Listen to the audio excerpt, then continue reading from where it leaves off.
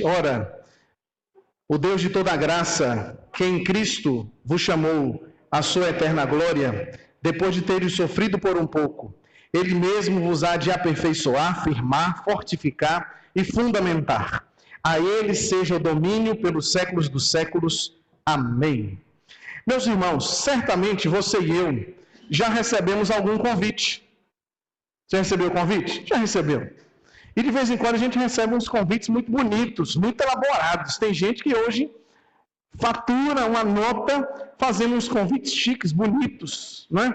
E a gente recebe lá um convite para um casamento, para uma formatura, para um aniversário, recebe convite de todo jeito, e tem gente que está recebendo aí uma grana, faturando, porque tem habilidade manual, tem jeito, tem tato com a coisa, por essa razão faz isso e o faz muito bem. E você e eu já recebemos convites para casamento, para aniversário, para confraternização. Vai chegando essa época do ano, a gente já começa a ficar preocupado quantos quilos a balança dirá que nós aumentamos devido às próximas comemorações agora do final do ano que se aproxima. É jantar de Natal, é confraternização de não sei o quê, é isso e aquilo outro, e a gente precisa já desde já que começou o mês de novembro, se preparar para esse tempo que virá. Tenho certeza que vai chegar os convites. Quem convida, convida na expectativa que os seus convidados irão estar lá. Ninguém faz convite pensando de imediato assim, vou convidar, mas o fulano não vai.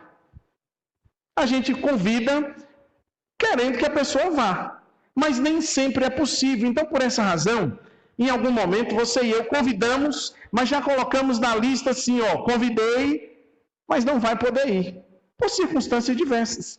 Mas a nossa expectativa, quando convidamos, é que a pessoa se faça presente. E aí nós nos preparamos para receber os nossos convidados. Arrumamos a festa, organizamos o lugar, fazemos questão que não falte nada, inclusive pequenos detalhes que a gente vai se lembrando. Por exemplo, não pode faltar, às vezes, no nosso tempo, uma bebida para alguém que não toma refrigerante. Não pode faltar uma bebida para quem tem a glicose alta, ainda que seja água, mas é preciso ter ali alguma coisa para essa turma que não está ali inserida no contexto da maioria de nós. Por outro lado, se quem convida quer receber de modo agradável, quem vai precisa se sentir honrado com o convite. Quando alguém me convida e diz assim, olha, gostaria que você fosse, quero que você participe, eu preciso me sentir honrado.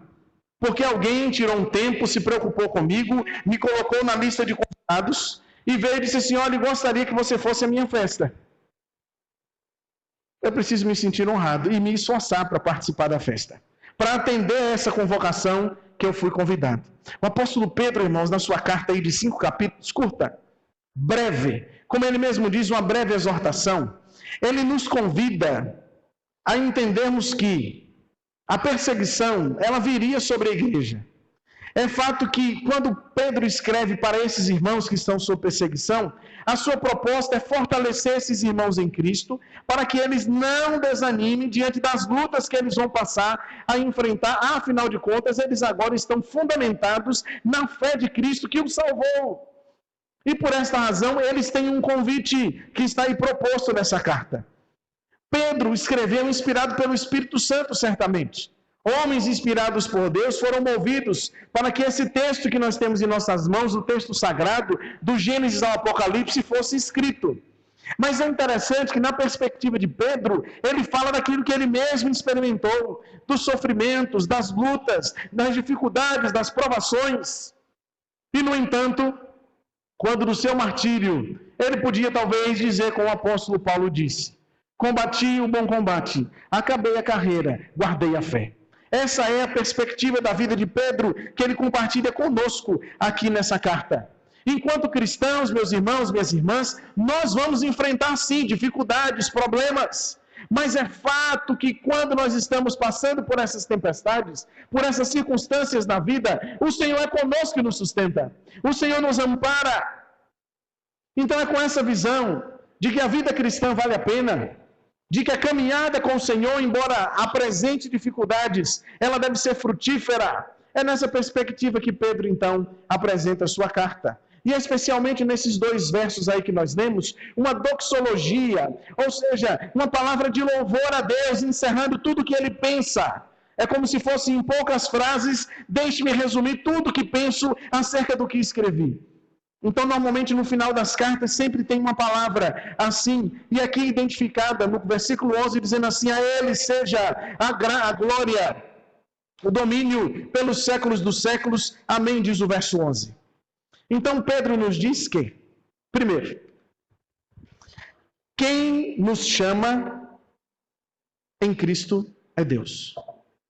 É Deus que nos chama em Cristo. Ele diz assim, o Deus de toda graça, quem em Cristo nos chamou. Para onde o Senhor nos chamou? Para sermos presbiterianos? Para sermos crentes? Para sermos evangélicos? Para sermos protestantes? Para sermos reformados? Não! O Senhor, segundo Pedro, nos chamou à sua eterna glória. O chamado dos eleitos, dos salvos pelo Evangelho Salvador, é para a glória eterna, é para o céu, onde é o nosso destino. Os profetas anunciaram que o Messias viria e nos garantiria o céu. Os apóstolos anunciaram que em meio ao sofrimento, Jesus padeceu em nosso lugar, para nos garantir um lugar no céu. Eles anunciaram a palavra de Deus, anunciaram o sofrimento do Messias, como registra o capítulo 53 de Isaías, como registram os evangelhos. Cristo sofreu no nosso lugar, se colocou como um homem para morrer pelos pecadores. Ele foi rejeitado, foi crucificado, é fato. É assim que Isaías diz. É assim que Paulo apresenta em Filipenses capítulo 2. Sendo obediente até a morte e morte de cruz. Irmãos, quando nós estamos num dia como o de hoje, e observamos uma mesa como esta, e nos lembramos do sacrifício de Jesus por nós, nós devemos ficar constrangidos, porque morreu o santo pelos pecadores, o justo pelos injustos, o Filho de Deus perfeito, em quem não havia dolo, pelos pecadores. Mas essa foi a demonstração de amor de Deus por mim e por você, para nos chamar à glória eterna. E depois de sofrer, ele foi exaltado soberanamente, para que ao nome de Jesus se dobre todo o joelho no céu, na terra e debaixo da terra, e toda a língua confesse que ele é o Senhor, para a glória de Deus Pai, como já cantamos nessa noite.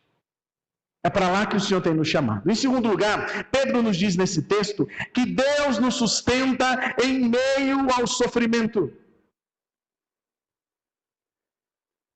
No capítulo 4 do livro de Atos, Pedro foi indagado pelos principais sacerdotes, pela turma da religião, que lhes perguntou assim, em nome de quem vocês têm falado?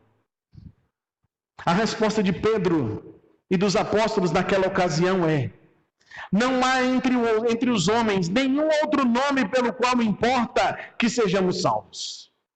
E por esta afirmação foram açoitados. E o que o final do capítulo 4 reserva é uma expressão belíssima de Pedro, esse mesmo homem que negou Jesus. Ele diz assim, não deixaremos de falar daquilo que temos visto e ouvido. Estamos felizes por sermos dignos de ser encontrados, de padecer sofrimento por causa do nome de Jesus. É assim que Pedro encarava a sua vida. Ele compreendia, meus irmãos, que a cruz foi breve. A cruz foi breve. O sofrimento de Jesus foi breve. Mas a glória é eterna. Nas palavras do apóstolo Paulo, a nossa breve e momentânea tribulação produz para nós peso eterno de glória. Aqui nós sofremos, quer seja pelas coisas relacionadas ao pecado, quer seja as perseguições por sermos crentes, mas tudo isso é transitório. O céu, a glória de Deus será eterna, e é para lá que nós estamos caminhando. Então, enquanto aqui estivermos e passarmos por padecimento, nós precisamos nos identificar com os sofrimentos de Jesus. Aquele que quer vir após mim, negue-se a si mesmo. Tome a cada dia a sua cruz e siga-me. Meus irmãos, é certo que nós enfrentamos tempestades na vida. Enfrentamos enfermidades, enfrentamos problemas. Somos, às vezes, criticados, blasfemam contra nós. É verdade. Mas tudo isso é transitório e passageiro. É o Senhor que nos sustenta nesse tempo. Ninguém, absolutamente ninguém, jamais herdará a glória eterna. Os céus, se não participar também dos sofrimentos da cruz. Como diz o hino, com Cristo unido na morte e da cruz, eu gozo as bênçãos do reino da luz, cheios da graça que ali corre a fluxo, cada momento sou teu, ó Senhor. É assim que é a vida cristã. Nós precisamos compreender que em meio às dificuldades, em meio às lutas, em meio aos sofrimentos, o Senhor nos sustenta. A terceira colocação que Pedro faz, então, é que por um pouco ele mesmo vos há de aperfeiçoar, firmar, fortificar e fundamentar. Se a jornada ela tem um rumo certo que é o céu, a glória eterna, enquanto nós aqui estamos, nós somos preparados por Deus para chegarmos a este lugar. Nas palavras do apóstolo Paulo, no capítulo 5 aos Efésios, ele diz que o Senhor está preparando para si uma noiva perfeita, sem mácula e nem ruga, uma igreja gloriosa.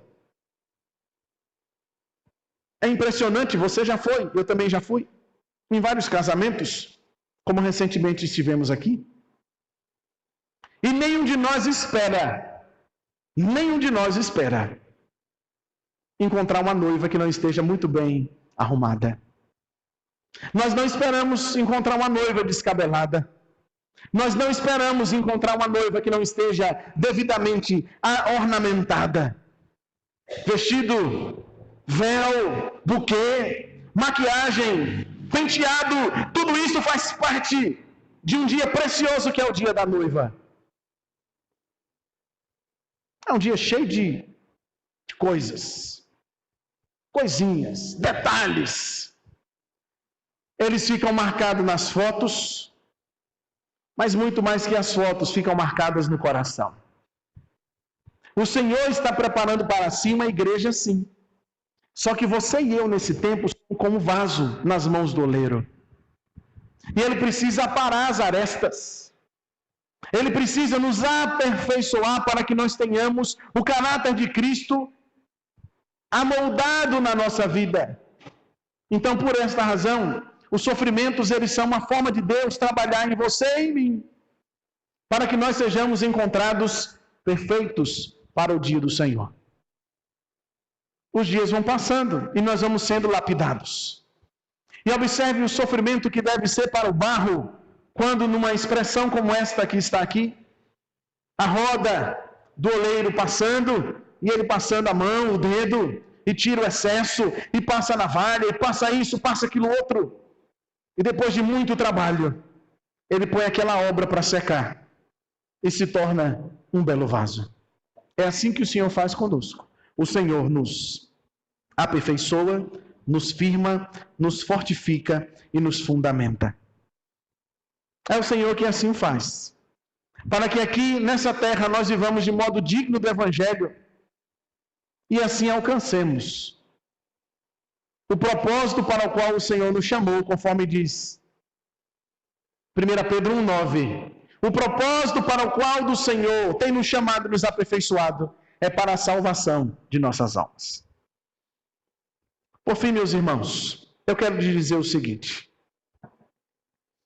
O chamado do Senhor é irresistível. O chamado de Deus para você e para mim, não importa se foi numa segunda, na quarta, no sábado ou se foi no domingo. Não importa se foi de manhã, na escola bíblica dominical, ou se foi na porta da igreja quando você voltava para a sua casa e de repente se viu perdido. Não importa. O dia, o momento que ele te salvou, isso não é o mais importante. Se o pastor era o pregador, ou se for uma criança que lhe disse algo que tocou o coração, isso também não é importante. O importante é você saber que no dia que o Senhor chama, o chamado é irresistível. Ninguém resiste à graça de Deus, absolutamente ninguém. Esse chamado que o Senhor tem para nós, ele se dá por meio da pregação do Evangelho. E o Evangelho nada mais é do que dizer, olha, somos pecadores, indignos, falhos. Mas Deus demonstrou amor para conosco quando enviou Jesus para morrer em nosso lugar. Representado aqui nesta mesa da ceia do Senhor. Ele enviou, não por nosso merecimento, mas por sua iniciativa. Resolveu salvar pecadores como você e como eu. A estes, o Senhor prepara no caminho. Ele vai nos preparando, nos amoldando no caminho, na trajetória de vida. Eu sei que você pode ter nascido aqui em Barra de São Francisco. Pode ter nascido em qualquer lugar. Eu nasci em Cruz das Almas, na Bahia, uma cidade do recôncavo baiano. Ah, meus irmãos, mas a minha trajetória não é da estrela para a cruz. A estrela diz o nascimento, né? 8 de agosto de 1978. Não sei se acontecerá de você colocar uma cruz lá e colocar a data que eu faleci. Não sei se vocês terão essa experiência. Mas o que sei é o seguinte: o meu caminho é de Cruz das Almas para a mansão celestial. Pode ser que tenha uma parada. Pode ser que tenha. Eu não sei se terá. Se tiver uma parada no túmulo, por algum tempo este corpo mortal ficará lá. Mas no dia que tocar a trombeta, diz a palavra de Deus que os mortos em Cristo ressuscitarão. E por ter convicção de salvação, eu estarei com o Senhor para sempre. É isso que eu espero. Então, enquanto esse dia não chega, Deus vai promovendo o meu crescimento, o seu crescimento, em meio a dificuldades nessa vida, em meio a sofrimento, a tribulação, Ele vai nos moldando para que nós estejamos preparados para apresentar a si mesmo esta igreja que já disse, sem mácula, sem ruga, uma igreja gloriosa. Sabe por que eu oro? A minha oração é: Maranata, vem, Senhor Jesus. Ora, o Deus de toda graça, que em Cristo vos chamou à sua eterna glória, depois de teres sofrido por um pouco, não sei se serão 40, 50, 70 anos, mas o que sei é que este Deus nesse tempo, Ele tem aperfeiçoado, firmado, fortificado e fundamentado minha vida e a sua também. A esse Deus seja a glória, o domínio pelos séculos dos séculos. Amém.